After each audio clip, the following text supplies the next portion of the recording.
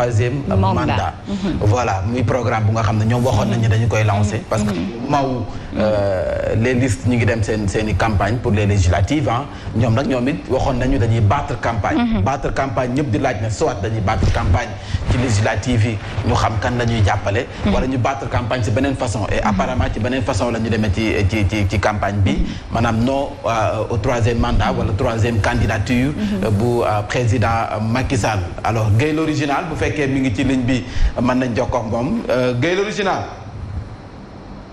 voilà nekkagul en ligne ba léegi Mame Sidi bu fekkee jàppandi na rek ñu jéem a jokkoo ak moom même également Babacar Justin bu nga xam ne mi ngi nekk seen pôle communication voilà ñu ngi si sànq ñu ngi si échangé mu ñu xam ne tey jii la ñu fas yéene door li nga xam ne moom mooy seen campagne alors buñ ko dooree fan la ñu koy dooree déjà loolu question lay doon lan la ñu fas yéene def comme programme ndax ay meeting la visite de proximité caravane comme yeneen législative yi ak lu waral tamit ñu fas yéene toog xaar ba moment campagne bi nga xam ne législative la ñu ne ñu bëgg a tàmbali seen campagne est-ce que chevauchement du am ci bopp askan wi est-ce que jaxasoo du am ci bopp askan wi peut-être ñoom voilà Guèye l'original Yacine mi ngi am. waaw Guèye l'original. waaw alors maa ngi leen di nuyu. na nga def. ça va ñu sant bu baax ñu sant. très bien Guèye l'original amaana peut-être déglu nga léegi nii suñuy question yi nga xamante ni du ñun ñi rek ñooy posé wu la question mais également ñi nga xam ne ñu ñuy déglu di ñu seetaan bëggoon xam ana lan moo tax tey jii ngeen bëgg a démarrer une campagne contre justement le troisième mandat peut-être du président Macky Sall en pleine campagne législative. Mais on l'avait promis aux Sénégalais et on avait dit qu'on serait les absents le plus présents. Et que aujourd'hui tey injustice bi ñu teg ñëpp gis nañ ko muy xañ ñu ñun suñu liste ci loo xam ne teguñu ko fenn on avait promis que inchallah nous allons battre campagne et tey aujourd'hui la philosophie c'est un terme non au troisième mandat donc tey la ñuy commencer dérouler suñu programme constitué de caravanes et de proximité dans différents secteurs du Sénégal. donc mën nga dellu si waat ci différents secteurs yooyu noonu ana lan moo tax ngeen ciblé yenn localités yi la. waaw xam nga aussi électorat bi dafa am foo xam ne fa la concentré wu donc foofu la ñu gën a choisir pour que quand même parce que lii des ci campagne bi bëriwul mais tey on va se concentrer sur des zones yoo xam ne vraiment seen potentiel électoral dafa am doole donc soo leen ma ko permettre rek ñu lire un peu le programme oui très rapidement donc lundi tey la ñuy démarrer avec caravane à Dakar ak ay proximité donc arsenal bi yëpp dina génn muy t-shirt di Lacoste avec des flyers aussi donc le mardi inchallah 19 dina nekk département de Pikine Guédiawaye toujours avec des caravanes et des proximités le mercredi 20 département de Keur Massar et de Rufisque le 21 jeudi nous serons à Thiès et à Mbour le vendredi 22 inchallah nous serons à Bambey et à Diourbel le samedi 25 à Saint-Louis Louga Kébémer et Thiès le dimanche 24, nous serons à Touba. Le lundi 25, nous serons dans le département de Mbacké. Le mardi 26, à Koupentoum, Kaolack, Toubacouta et Sokone. Le mercredi 27, nous serons au département de Tivaouane. Le jeudi 20 et le vendredi 21, dañuy ñëwaat Dakar la ñuy nekk ñaari fan yooyu parce que ñëpp xam nañ ne poids électoral bi gën a rëy Dakar la. Très bien. Donc nous allons faire inchallah ci localité yooyu ak caravane yu am doole. ak aussi ay proximité avec des flyers pour wane li nga xam ne jafe-jafe yi nga xam ne sénégalais yaa ngi koy dund. te loolu buñ ci naree dem ci troisième mandat loolu dafay indi loo xam ne kenn mënu ko dund ci Sénégal parce que nit ñi lot nañ nit ñi sonn nañ vraiment. Très bien sur tous les plans nag. Très bien alors peut-être Mame Mbaye voilà Guèye ñu gis ne kon instant bi yéen a ngi fas yéene wàcc pour def campagne contre un troisième mandat mais également ñu gis ne di ngeen daje ci terrain bi ñoo xam ne ni li leen tax a jóg moo di ay campagne législative est-ce que daan di confusion ci bopp askan wi waaw dégguma bu baax Mame Mbaye question bi. ma ne moment bi ngeen tànn ngir def seen campagne pour contre un troisième mandat am nañu ay liste yu nekk ci terrain bi également ñoom it di battre campagne ci législative yi est-ce que njort ngeen ne seen message dina passer ni mu war a passer wala confusion mën na am. non pas de confusion parce que ñun sunu li ñuy wax lu spécifique la. donc li ñuy wax ça concerne surtout parce que tey blocage la ñu war a def au niveau du troisième mandat bu ñu ko amee tey une majorité. de l'opposition dans l'hémicycle rek donc état bi Macky Sall du xalaat def troisième mandat. alors am benn jaxasoo parce que avec benn style bu bees la comme duñ ko tàmm di def ñëpp xam nañ ne bu gëm sa bopp génnee di def caravane incha allah ñëpp dinañ gisal seen bopp. je crois que amul confusion parce que aussi ku nekk ak sa yoon. ñun tey nii la ñu mën a wane Sénégalais yi que tey dañuy bokk ci élection yi. bien que seppi nañ ci. et loolu tey Sénégalais yi dinañ ko découvrir à travers ces différents lieux yoo xam ne. alors waa gëm sa bopp dañuy dem ci campagne bi justement pour peut-être la victoire de l'opposition mën nañu wax loolu. mais c'est ça aujourd'hui nous voulons barrer la route à ce régime-là. pour que tey jii du xalaat sax ay troisième mandat du ko mën a am. et loolu première étape mooy tey ñu jël majorité à l'Assemblée nationale avec l'opposition sénégalaise. alors de l'opposition mais malheureusement on nous a calé ci loo xam ne teguñu ko fenn. voilà en parlant de campagne législative gis nañ fu mu nekk nii violence bi commencé na invité wu ci li nga xam ne moom mooy campagne bi récemment nee nañu à Thiès sax Babacar Diop mais également Sédhiou gis nañ la fa xew ba jàngat nga ciy def violence bi ñu ne meeku déjà ci campagne bi. mais jàngat bi ñuy wax rek mooy que tey mënul ñàkk mais ñu mën ko éviter ñun li ñuy prôné mooy tout le temps rek mooy daal li ñuy prôné mooy avoir cet esprit républicain. li ñuy prôné mooy la paix parce que en réalité li war a daw ce sont les programmes ce sont les idées mais pas la violence mooy arme faible bi te tey jii gëm nañ ne tey ku ne gëm sa bopp rek tu es un homme fort. ku ne gëm sa bopp rek ay nit yu am doole la yu am gëm seen bopp. donc violence mënu fi am nous le condamnons et nous lançons cet appel quand même aux acteurs politiques parce que la violence du indi dara au contraire dafay yàq du régler dara. je crois que tey jii lii war a am rek mooy un discours boo xam ne Sénégal dina dugg seen nopp pour que tey jii ñu am assemblée nationale bi nga xam ne depuis indépendance ñu ngi koy wër. mooy assemblée nationale boo xam ne day teewal askan wi di xeexal askan wi pour que Sénégal dem kanam. alors merci beaucoup Guèye l'original ñu ngi lay jaajëfal bu baax a baax. liggéey di leen encourager di leen féliciter. merci ñëpp maa ngi leen di équipe yëpp maa ngi leen di gërëm di leen sant. merci beaucoup très cher Guèye l'original encore une fois di membre ci grande coalition bu gëm sa bopp ñu ngi lay jaajëfal bu baax a baax merci pour l'intervention aywa ñu jàll xëy na ci revue des titres yi moom day xam ne ni 7h moo jot passé de 51 minutes ba tey vous êtes en direct sur Zik FM ak Sen TV n'est-ce pas. voilà sama mbokki moo li laay njëkk nuyu nag parce que ñoom ci boppam dañoo donc suñuy inconditionnel nekk biir géej à chaque fois ñu ñuy suivre ñu jot seen i message kontaan nañu ci yéen bu baax ñi nekk ci gargot yi transport en commun yi ñi nekk ci bureau yi seen i kër et puis ñi nga xam ne ñoo ngi ci caravane yi sax di préparer caravane ñu la ñuy suivre fajar gu jot kontaan nañu si yéen sa Pekes Djibi Mbaye l'incontournable Djibi Mbaye l'ancien maire bu Pekes ñu koy nuyu bu baax ndax fajar gu jot dafay nekk rendez-vous ak tonton Kayré de la diaspora mu ngi woon Sénégal je ne sais pas ndax dellu moom it suñuy inconditionnel bokk ñu koy door ak yéen kaayu groupe des médias tribune dafa ñëw ci la nga xam ne moo xew sa Thiès ak docteur Babacar Diop mi nga xam ne nee nañu dañu vandaliser li nga xam ne moom mooy ab otoom caxatee ko toj verre yi jot nañu ko gaañ nag moom docteur Babacar Diop ka mu joxoñ baaraam moom nee na du kenn ku dul ay Ousmane Sonko donc ñoom seen biir entre coalition Yewwi Askan Wi d'après ni mu waxee dañ doon ñëw pour teeru caravane bu Ousmane Sonko en tout cas coow li salafam mu nekk ab affrontement bu nga xam ne nii moom nag kam sa joxoñ baaraam moo di garde rapproché yu Ousmane Sonko déposé na plainte bu commissariat central bu Thiès moom docteur Babacar Diop quand Yewwi nag nee nañu wax fa dëgg neex yàlla soxlawu sax ñu si andi ay leeral parce que kàddu yooyu moom andi pare ñoom dañoo jàpp ne aajawul tontu aajawul mu leen di tardeel ci ay détails donc ñoom dañ ko fën en tout cas yéenekaay bi foofu la dikk le camp de Yewwi juge inopportun donc d'apporter des précisions ñu ñëw ba tey Yewwi faible mobilisation la ñu wax ne moom la Barthélémy Dias HLM la lay chafal ma koy nuyu bu baax bu ko fem voilà nee nañu waa Yewwi nag foofu seen mobilisation bi dafa dëgg neex yàlla dafa fa néew doole yi lool est-ce que du waa HLM dañu wan ginnaaw baax yéenekaay bi moo samp laaj bi en tout cas point d'interrogation la ko def entre caravane tournée visite de proximité jàppale ne kon waa gëm sa bopp sànq déglu ngeen ba ma duggee l'original bu gëm sa bopp chargé des élections moom ci boppam nee nañu nag seen campagne bi du lenn lu dul président Macky Sall bañ a am troisième mandat NTM non au troisième mandat donc waa gëm sa bopp ci campagne boobu la ñuy dox sànq Mamadou Gueye l'original revenir un peu ci gox yi nga xam ne foofu la ñu fas yéene dem le griot de Macky Sall perd du terrain nee nañu Farba Ngom dafa mel ni kon ku tàmbalee ñàkk dooleem ca fiefam en tout cas boo demee ba ñàkk doole si sa base da lay wane foofu moom sa toogaay ba dëgëratul. en tout cas yéenekaay bi foofu la dikk nee nañ Farba Ngom wax fa dëgg neex yàlla dafa tàmbalee ñàkk doole ci base am ci fiefam ndax yenn frasque yenn détails yi nga xam ne ñu ngi ko ciy dégg yéenekaay bi dikk na ci Babacar Mbaye Ngaraaf ba tey ci tribune yéenekaay nee nañ Guédiawaye accaparement des terres détournement d'objectif du déclassement wàllu suuf Guédiawaye nee na nag moom Babacar Mbaye Ngaraaf képp ku képp nga ca dee boo nga waajal duñ la bàyyi noonu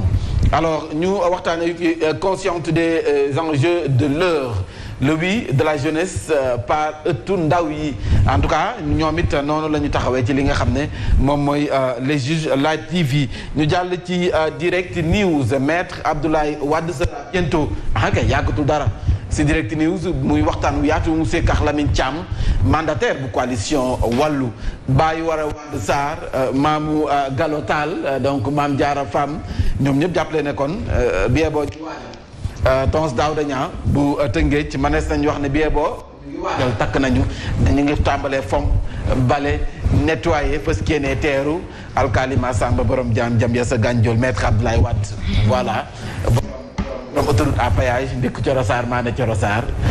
ñu koy xaarandi dinañ ko ci gis nag waaw Abdoulaye Wade am Sénégalais bi ñoo Abdoulaye dañuy kontaan loolu de am na voilà borom autoroute à péage bi ak ñoom seen Abdoulaye Wade nee nañu bu sukkandikoo ci la mandataire bu coalition wàllu nee nañ Abdoulaye Wade yàggatul dara dana ñëw parti démocratique sénégalais nag nee na wax fa dëgg neex yàlla wàllum démocratie si lay dox te moom ci boppam moo ko saxal ci bopp askan wi ba tey bu ñu desee si direct news ak naka Lamine Thiam nee na nag accord wàllu Yewwi ne vient pas des responsables au plus haut niveau ce sont les populations nee na askan wi ci boppam ñoom ñoo laajoon lëkkaloo gi dox ci diggante coalition diggante Yewwi ak wàllu wax nañ ko te nee nag lépp lu nga xam ne moo xew jamono ji ci li nga xam ne moom mooy ci biir wàllu ak ci campagne bi bee boo ñu xam ne dara ump ci Karim Meïssa Wade ba nga xam ne exil la ne moom ba mu gànnaaw yi ba léegi ñëw. mais dara ump ko daal. neen dara ump ko moom de toute façon dara mësu ko ump ndax lépp via WhatsApp la. ak li nga xam ne moom mooy par SMS la. est-ce que mi ngi ci groupe yi ba liggéey. est-ce que retiré wu ñu ko ci groupe WhatsApp bi wala moom mooy administrateur. Karim Meïssa Wade bu fekkee yaay. l'absent le plus présent. bu fekkee yaay administrateur groupe bi di nga jékki-jékki retiré sa bopp. l'administrateur s'est retiré du groupe en tout cas ñoom nag nee nañu administrateur groupe bi ba léegi nag lépp lu xew ci groupe bi mu ngi koy yëg mu ngi koy xam te nag dara rëccu dara ump ko ci Lamine Thiam moom moo ko xamle Bougane Gueye Dany ba tey nee nañu nag dugg na tey jii la fas kéenee door li nga xam ne moom mooy campagne am du lenn lu dul bañ fii ci réewum Sénégal yéenekaay bi dikk na ci ñu jàll ci li nga xam ne rek moo di Dakar Times parce que bu ñuy wax campagne nag wax fa dëgg neex yàlla dañuy xaar ci liste yi ñoom Abdourahmane Diouf dañuy xaar si ñoom moo di ñu wane seen programme ñoom ba ki nga xam ne moom mooy Pape Diop mais ñoom Ousmane Sonko ñoom Mimi Aminata Touré li ñuy xaar si ñoom Pape Djibril Fall mooy ñu wàcc dem fekk ci askan wi jox leen seen programme am na ñu koy def nag si ñoom waaye nee nañu nag fu mu nekk ni ñu si bëri defante sagante tamante dëmb xeex loolu la ñu jiital te loolu du programme bi mooy da ngay fekk ji askan wi wax leen ne bés bu ma demee assemblée nationale lii laa leen fay waxal nii laan fay teewalee nii lañ fës kee ne taxawee loi yi dañu koy xeex lii dañu koy dëggal en tout cas yéen kaay bi sortez vos programmes parce que luy jot nag jot na gannaaw dee L'As quotidien dafa ñëw ci campagne bi législative yi la campagne s'emballe Marème Faye Sall dafa mel dafay prêter main forte à Amadou Ba ak Alioune Ndoye fii ci daanu Ndakaaru dafa mel ni kon ajaratu Marème Faye Sall moom mi ngi def campagne am ci suuf ak façon am voilà presque ne jàppale Amadou Ba ak Alioune Ndoye ndax nag Alioune Ndoye bu ñu fàtte ne fii ci daanu Ndakaaru Alioune Ndoye Barthélémy Dias ñoom ñaar ñoo bokkoon seen parti socialiste ak Bamba Fall donc ñetti doomi pendanaar yi bokkoon seen kër maam di parti socialiste tey ñoo fës kee ne defante ci Dakaaru Ndiaye Dakaaru Ndiaye donc Barthélémy Dias ak ki nga xam ne moom mooy Bamba Fall ak ki nga xam ne moom mooy Alioune Ndoye njabootu socialiste gi tey jii ñetti doomu pendanaar ñooy defante fii ci diwaanu Dakar en tout cas jàppale ne Guy Marius Sagna aux forces de l'ordre je défendrai la révalorisation de vos indemnités moom wax na programme Guy Marius Sagna nee na bés bu demee assemblée nationale yéen force dana leen taxaw foofu ba ngeen seen indemnité yi gën a am doole. c'est bien c'est comme ça loolu la ñu soxla dem fekk jaskan wi ne leen bu ñu demee assemblée nationale lii la ñu soxla. mais pas saagante tamante ndëmb waaye nag yéen kaay bi li ma si gën a intéressé mooy borom bëbbal bu metti bi soxna si boo xoolee photo yi moom ngay gis dafa boobale ba dox gis nga mi genre gi mooy ñi nga xam ne dañuy toog ci caravane yi lekk nu naanunu peut-être tissu bañ leen ca jox ak junni bañ leen jox moo tax ñu fas yéene accomplir seen mission topp wax ba am ay laasi gémmiñ mooy weex yooyu nekk ci cati gémmiñ yi ŋaam yi yéen a gis nga kii ak gàndam boobaleen bi dalay wane sonn na te bu waa yeewi ootee ma nga ca nga demaat fekk waa bennoo ma nga ca Pape Djibril Fall def caravane ma nga ca seen traite la de. moom nañ ko assuré. waaw indemnité bi daal indemnité de déplacement indemnité de déplacement bi na duun marchandise bañ leen di jox yooyu yëpp na duun en tout cas yéenekaay bi dikk na ci damay tooñ parce que moom xam naa quotidien bi ne la Mame Mbaye mën na tooñ trop damay tooñ rek voilà mais souvent noonu lay demee ñu waxtaane ba tey ci nga xam ne moom mooy campagne bi ak nag wàccim kaamil ñaan gi nga xam ne Serigne Mountakha Mbacké al Mountakha sàkku askan wi lépp nag ngir ak jàmm daa di am fii ci réewum Sénégal lii tamit soxla nañu ko maanaam ak jàmm am fii ci réewum Sénégal benn bopp la kenn mënu koo xar ñaar législative yi ak nag xam ne Pape Diop yëkkati ne ko mieux incarner la fonction de représentation moom au moins di nga gis ne mi ngi wax li nga xam ne peut-être ci programme am la bokk moom Pape Diop yéenekaay bi dikk na si Bougane Gueye Dany déploie le NTM man nag bindum alxuraan gi xaw ma arabe bi mu ci def nii Bougane Gueye Dany waroon dama ko fàtte la Gueye l'original waaw bindum alxuraan gi daal waaw mënoon naa ko laaj na Bougane Gueye Dany non wala kon moom àlluwam diis na non loolu kii nga koy laaj Bougane moom waroon naa ko laaj nag bu fekkee yaa ngi ñuy suivre mën nga ma message loolu lu muy signifier lii ma xam naa taluñu instant bi dafa sonn ndax dafay préparer campagne am fu mu nekk nii ñu ngi nekk di fomp ak def plein c'est lii nag nga bind nii arabe nii muy jëm nii dem gauche xaw ma droite dem gauche après mënoon nga ñu ko jéem a expliquer ñu xam ni lu muy signifier ñu jàll ba tey ci Ousmane Sonko ci réew mi campagne législative yi Babacar Diop def na plainte garde rapprochée bu Ousmane Sonko yéen kaay bi ñëw na si ak nag mbooloo mu takku mi nga xam ne ñoom ñoo teeru Aminata Touré délégation Aminata Touré sa Tamba ànd seex le ministre Sidiki Kaba wàllu Sénégal mi ngi dénoncé CNRA goo fay nag fekk ji na waa Bennoo Sonko ak nag RTS ñoom ñaan daal dafa mel ni ko neexul bu doon sëy ñu ne sëy ba tas na ndax micro RTS ba nga Sonko da koo seet ma puusal leen ma ko nële en tout cas journalistes yi bari am na ñu ko si ñu koy déplorer en tout cas Sonko ak nag RTS ndekete seen diggante am na la ca nekk ci biir yéenekaay bi dikk na ci maître Amadou Diallo bu Amnesty International nee na nag wàllum lieu de détention et de manifestation yi recensé nañu 51 morts diggante ñi nekk ci détention yi ak ci manifestation ñi nga xam ne ñoo ciy faatu maître yéenekaay bi dikk naa ca maître kii nga xam ne mooy Lamine Thiam la mu wax ci alkali Massamba yéen dikk nañ ci ñu jàll ci Vox Populi Babacar Diop après son agression nee na moom ci boppam bu fekkoon andi na ay garde rapproché comme Ousmane Sonko du ñu def wala seen délégation du ñu def dina am deret dina fa tuuru te Thiès mais ñoom entre Yewwi la donc nee na bu fekkoon ñoom ñu def moom la deret dina fa tuuru si j'étais sorti avec ma sécurité moom Babacar Diop loolu la wax en tout cas biir Yewwi Askan Wi la ñoom mi neen Cheikh Oumar Anne Abdoulaye Daouda Diallo wane nañu seen doole ci campagne bi Aminata Touré sa Tambacounda mbégte la fa wane ndax nag gis nañ nanu ko teeroo ak mbooloo mu sakkan moom nag Ousmane Sonko joxe na signal bu fort tàmbali na boppam ndax nee na cohabitation bés bu amee sa assemblée nationale en tout cas du moom mooy nekk premier ministre Macky Sall moom nee na leer bu fekkee da nga yaakaar yow nee na président Macky Sall bu fekkee da nga yaakaar man ma nekk sa premier ministre bi feneen te xam ne cohabitation ba amee man duma ma sa doon sa premier ministre xalaatu ko ci kaw nee na géntu ko sax toogul sax di xelam di ci nekk wala xel mi di bay romb noonu si boor boobu noonu xel xalaatu ko alors jëm ci génn ak àdduna François Mancabou audition yi door nañu ko yenn ci ay témoins jot nañu leen déglu sa DIC division des investigations criminelles ak nag ñenn ñi nga xam ne ay membre personnel médical bi la ñu ngi leen di xaarandi tey ji ci pour déglu leen ñu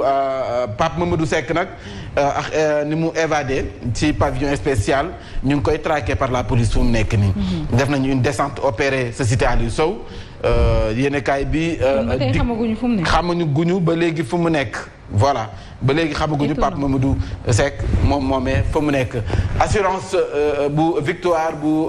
Benno Bokk Yaakaar Marème Faye Sall wàcc na ci arène bi comme 2017 rek kon Marème Faye Sall wàcc na ci arène bi fës kee ne moom it jàppal tànk ñi nga xam ne mooy waa Benno Bokk Yaakaar ñu dikk ci li nga xam ne rek moo di famille bu François Mancabou ñoom li ñu bëgg moo di mbir yi na leer ndax def nañu seen point de presse waxtaan nañu ko ci seen biir sunu gaynde yi nag gaynde yi jigéen yi mondial bu Tunisie dañuy dem ndax ñoom ñoo gagné ci seen rencontre bi nga xam ne amal nañu ko bi ñu doon amal démb mi match barrage donc mujj nañu ci jàll ci démonstration de force lors du meeting départemental de Benno Bokk Yaakaar sa Podor ak Ndioum gis nañu kon doole bi nga xam ne Abdoulaye Daouda Diallo ak Cheikh Oumar Anne wane nañu ko accès à la télévision pour 10 000 villages africains yéenekaay bi dikk na ci Bougane Gueye Dany également ak li nga xam ne moom mooy NTM dikk na ca ñu jeexalee peut-être li nga xam ne moom mooy bés législative ak caravane bu coalition yi la violence ba campagne kon nag ñu bëri gis nañu kon fitna gi yeewaat na ci biir campagne bi sa Thiès oto Babacar Diop dañu ko caxatee toj verre ya Babacar Diop daal di porter plainte Bunkiling ñaari blessé par balle entre Benno Bokk Yaakaar ak Yewwi yéenekaay bi dikk na ci ñuy fàttaliku souvenir d'un député les anecdotes croustillantes de Samba Diouldé Thiam rubrique la bu nga xam ne ñoom dañu ko ubbi si seen yéenekaay ñu jeexalee li nga xam ne moom mooy Odia waaw balaa may dem Odia nag il faut ma sot sama mbokki tëngee ci ñoom Najib Sagna ak Oumou journal waa Grand Place en tout cas ñoom dikk nañ si Abdou Karim Sall nee nañu fu mu nekk ni mi ngi wane dooleem ca mbaaw ga nga xam ne moom moo fa nekk caravane Yewwi Askan Wi wàllu sa Tivaouane Sonko nee na dafa rusloo toroxal waa RTS yéenekaay bi foofu la dégg aca Odia dafa ñëw ci actualité ba nga xam ne moo am sa Thiès maanaam porte plainte ba nga xam ne Babacar Diop daf ko def ci waa Yewwi waaw man xaaral ma def par nànk nii parce que maa ngi def muy tëb rek ca Babacar Diop sa Thiès mu ne dafay porter plainte